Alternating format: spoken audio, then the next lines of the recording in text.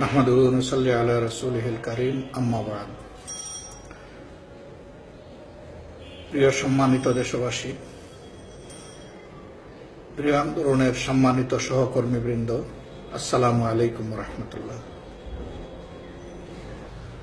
1969 সালে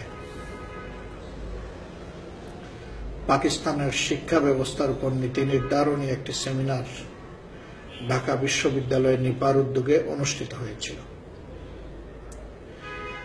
এই সেমিনারে অন্য 10 জনের মতোই নিজের চিন্তা এবং যুক্তি একটি সুস্থ জাতি গঠনের জন্য, আগামী দিনের সঠিক নাগরিক গড়ে তোলার জন্য কেমন শিক্ষা ব্যবস্থা হওয়া উচিত এবং এটি যে ইসলামী শিক্ষা ব্যবস্থা হওয়াই যথার্থ, তার পক্ষে সেদিন অত্যন্ত বুদ্ধিদীপ্ত যুক্তি উপস্থাপন করে আমাদের অতি আপনজন ইসলামী আন্দোলনের কর্মীদের যুগ যুগ ধরে প্রেরণার উৎস ঢাকা বিশ্ববিদ্যালয় প্রাণ রসায়নের শ্রেষ্ঠ ছাত্র জনাব আব্দুল মালিক তার বক্তব্য উপস্থাপন করেছিলেন। যারা বাক স্বাধীনতা এবং মুক্ত চিন্তার কথা বলেন, তারা সেই দিন তার যুক্তির কাছে চরমভাবে হেরে গিয়েছিলেন এবং যুক্তির মাধ্যমে তিনি ইসলামী শিক্ষা ব্যবস্থার শ্রেষ্ঠত্ব প্রমাণে সেদিন সক্ষম হয়েছিলেন। যুক্তিতে পরাজিত হয়ে যুক্তির মাধ্যমে তা খণ্ডনের পথ পরিহার করে সেদিন বাম এবং ধর্মনিরপেক্ষ ছাত্র সংগঠনের নেতৃবৃন্দ একত্রিত হয়ে 12ই আগস্ট 1969 সালে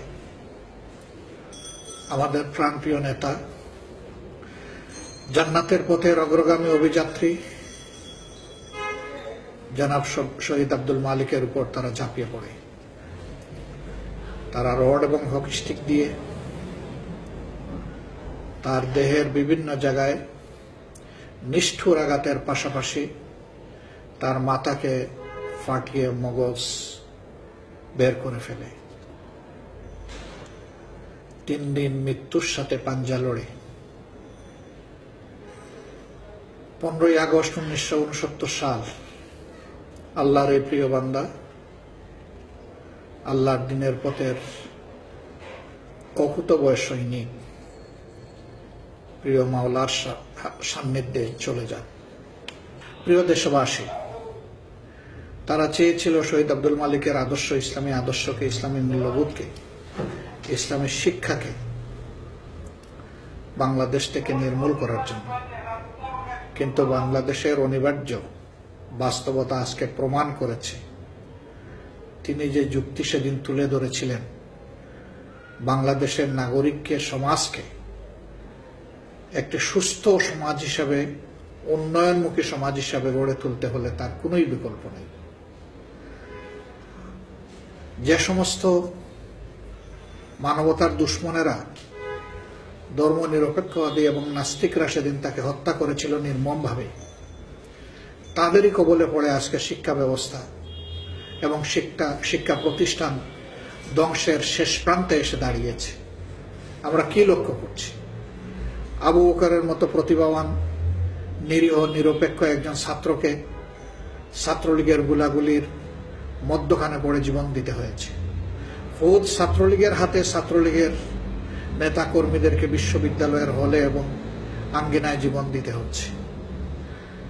যেখানে সুস্থ সংস্কৃতির চর্চা হওয়ার কথা, সেখানে বিশ্ববিদ্যালয়ের হলগুলোকে ক্ষেত্র বিশেষে প্রমোদ লীলার শীর্ষস্থানে, তীর্থস্থানে পরিণত করা হয়েছে। চাঁদাবাজি, খুন খারাপি, হত্যা, ধর্ষণ, লুণ্ঠন আজকে ছাত্র সমাজের নেতৃত্ব দানকারী একটি অংশকে লজ্জাজনকভাবে পেয়ে বসেছে। সরকারি দল এবং নেতানেত্রীর পক্ষ থেকে দফায় দফায় তাদেরকে শাসন করার পরেও কোনো শাসনের আওতায় তারা থাকছে না।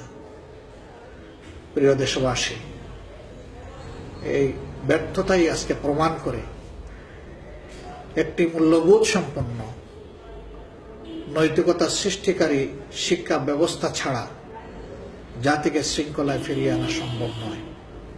এবং আমরা স্পষ্টভাবে বলতে চাই, এটি একমাত্র ইসলাম, আল্লাহর দেওয়া নীতির বাইরে অন্য কোনো নীতি দিয়ে এর সমাধান সম্ভব নয়। তাই আসুন সেই ইসলামী মূল্যবোধে উজ্জীবিত একটি জাতি সৃষ্টির জন্য, নৈতিক চরিত্রে বলিয়ান একটি জাতি সৃষ্টির জন্য, আগামী দিনের একটি ভিশনারি আত্মসম্মানবোধ সম্পন্ন জাতি সৃষ্টির জন্য শহীদ আব্দুল মালিকের রেখে যাওয়া অসমাপ্ত কাজকে সমাপ্ত করার মাধ্যমে আমরা এগিয়ে যাই। ধন্যবাদ জানাই ইসলামী ছাত্র শিবিরকে। তারা তাদের জন্মলগ্ন থেকেই এই মহান পুরুষের মৃত্যু দিবসকে শিক্ষা দিবস হিসেবে ঘোষণা করে পালন করে আসছে। দোয়া করি আল্লাহ রাব্বুল আলামিন তার এই প্রিয় বান্দা, অত্যন্ত প্রখর মেধা দিয়ে যিনি তাকে পয়দা করেছিলেন, সেই মহান আল্লাহ রাব্বুল আলামিন যেন তার বান্দাকে তার নিকট বান্দাদের সাথে শামিল করে নেন, তাকে যেন জান্নাতের মেহমান হিসেবে কবুল করেন এবং ময়দানে হাসরে আল্লাহ যেন তাকে সালফে সালেহিনদের সাথে, শহীদের সাথে তার হাসর নসিব করেন। দেশবাসীকে আগামী দিনের শিক্ষা আন্দোলনে, বিশেষ করে ছাত্র সমাজকে এগিয়ে আসার উদাত্ত আহ্বান জানিয়ে আজকের মতো বিদায় নিচ্ছি। আল্লাহ হাফিজ। বাংলাদেশ জিন্দাবাদ। বাংলাদেশ জামাতে ইসলামী জিন্দাবাদ।